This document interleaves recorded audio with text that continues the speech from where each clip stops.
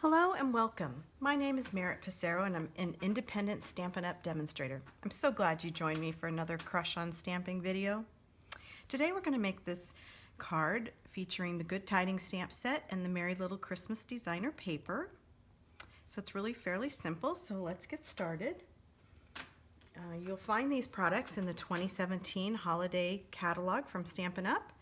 And the Good Tidings Stamp Set is on page 8. And then on page 10, the Merry Little Christmas Designer Series paper, or DSP for short, is also featured. And so you can see lots of different projects they've made with this paper. So let's look at the paper a little bit closer so you can actually see the patterns. So the first thing I want to mention is that when you get a package of the 12 by 12 paper, one thing you may not have realized is that on the back there are the colors listed that are in the paper. So this makes it easy for you to coordinate with your ink colors, your paper colors, markers, and so on. So in the Merry Little Christmas Designer Series paper, we have Basic Black, Old Olive, and Whisper White. Now let's take a look at the patterns.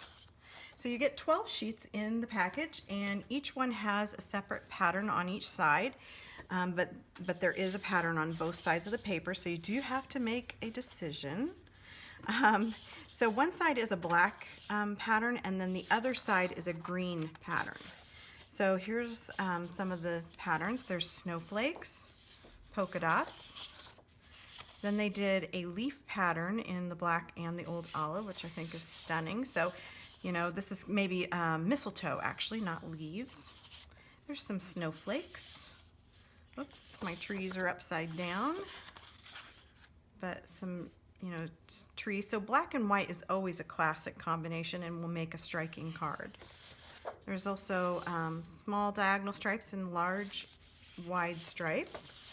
And then 2 sets of plaid, which are really fun. So those are the patterns. So when I was making this card, I just chose 2 of the patterns that looked nice and coordinated together. So what materials will you need to make this card? Well, first of all, you need an old olive card base, which is 4.5 by 11, and it's scored at 5.5. You will need a piece of Whisper White that is 4 by 5.25. That's going to be our inside panel. Then for our outside panel, we're going to go 4 by 5.25 again. And actually, we're going to use this side. And then the coordinating DSP is going to be 3 by 4. And then to mat that, I just went 1/8 inch larger. So this is 3 1/8 by 4 1/8. And then those will layer together. We'll need a piece of scrap to stamp our holly and cut those out. And then we need some circles. Well, the circles I cut from Whisper White and Basic Black cardstock, and I used our Layering Circles framelits. I used the largest circle for the black circle and the second largest circle for the white. So these layer beautifully. The color scheme that we're going to be stamping in today is, again, Real Red and Flirty Flamingo. So Flirty Flamingo and Real Red for our berries, Crumb Cake and Soft Suede for our stem, and then our leaves will be in the Pear Pizzazz and Old Olive. Since we are using a photopolymer stamp set, we always want to use our Stampin' Pierce mat. Whoops. So let's start with our inside piece.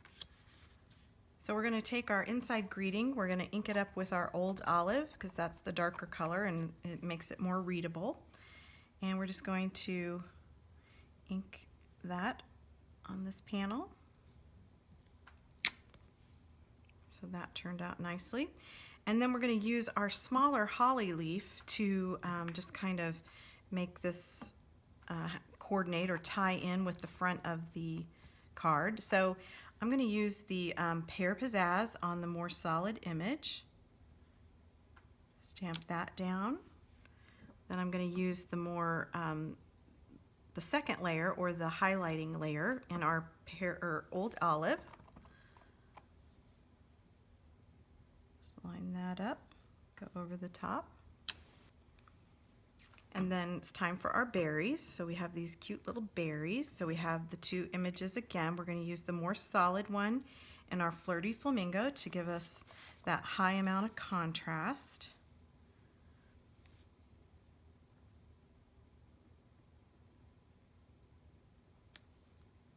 And then the real red over the top of that. And that gives us our inside panel. So that was quick. Then for our embellishment pieces, or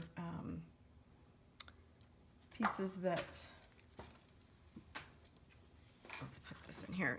For these pieces that we cut out, you can just do these on a scratch piece of paper. So I'll go ahead and stamp the large holly leaf for you in the Pear Pizzazz. Hold it down for just a few extra seconds so that that ink can transfer to your paper. And then we're going to go with our old olive. Sounded like dominoes crashing all those blocks. And I like to line it up by following these three patterns and matching up this other image.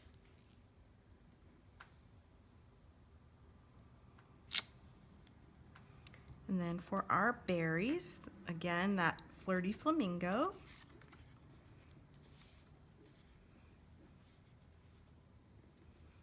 Well, guess I'm turning it all which ways. So I can stamp that down. And then the top layer with our real red. And it doesn't matter if you don't get them on perfectly, because like I say, once you have everything stamped, it's all going to just look like it's one whole image. And then I found that when I'm doing this, I prefer just to use the one stem piece, and I like the one with the little dots in it, so I think that makes kind of some nice shading. So I'm just going to use that one for this and forego the other piece. Okay. And then we would stamp two of the small holly pieces and cut those out, which I've already done to save some time. So the last bit of stamping that we need to do is our greeting. So on our Whisper White piece, we're going to use the large greeting, and I'm actually going to use the basic black to ink this stamp up. And I'm doing that to draw in the black of the paper so that it all kind of ties together. So inking that stamp up good.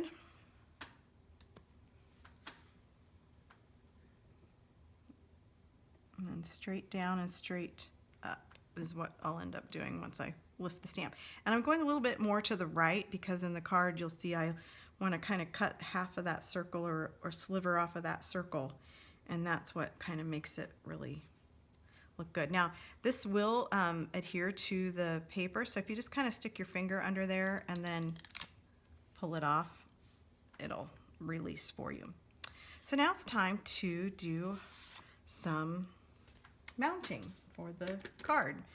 See how quick that went together? So we're just going to put some snail adhesive on the back of our circle. Mount that.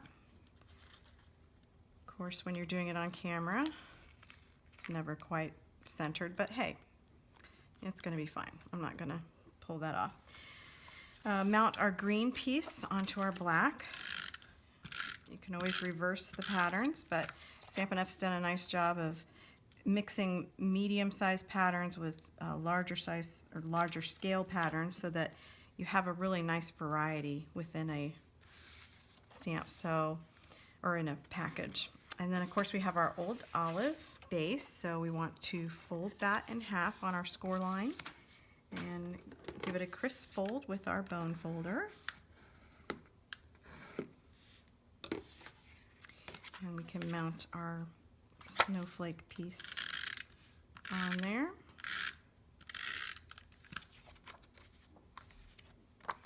And this again is just 1/4 of an inch smaller, so that gives you a nice frame around there. we still have our inside piece to mount as well.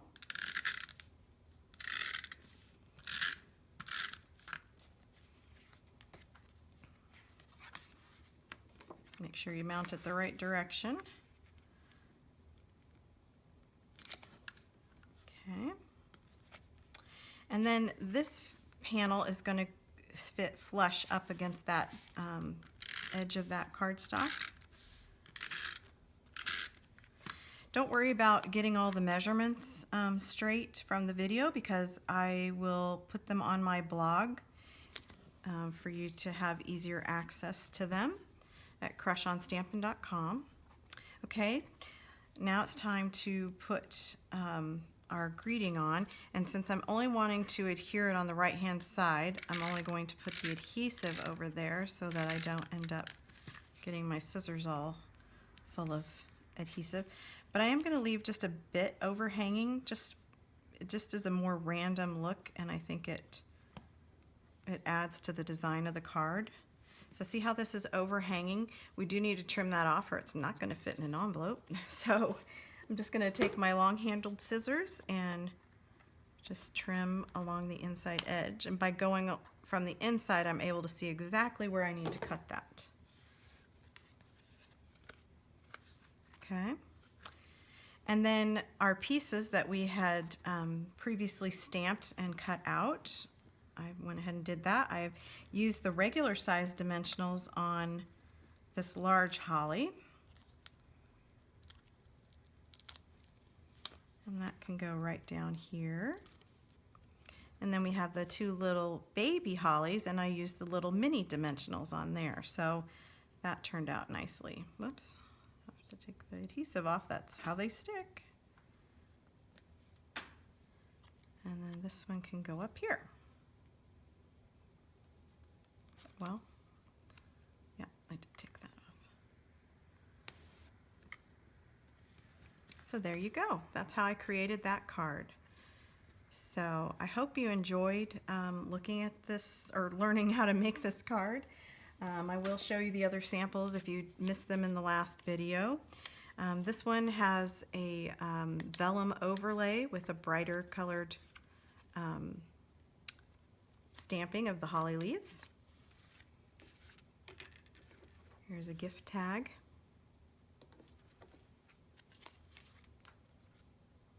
More of a rustic look for the holly berries, and a classic layout for that. So again, if you wanted to get the measurements or wanted to do some shopping, you can hop on over to my CrushonStamping.com blog, and I want to thank you for spending some of your precious time with me today. Take care.